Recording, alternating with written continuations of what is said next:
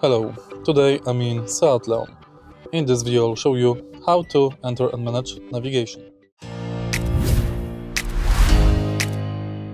In the beginning, take a look at the screen display and you can enter navigation simply by pressing Map, or you can go to Menu and enter navigation. Here you can zoom in, zoom out, navigate through map, center to your car, change map orientation,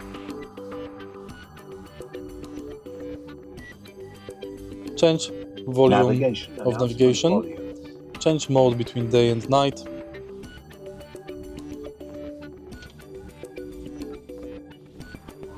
and go to settings. In settings you can manage route guidance, navigation announcements, basic functions.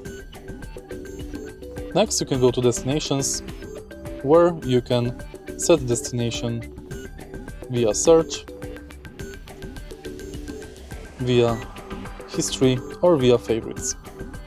If you find this video helpful, please like, comment and subscribe.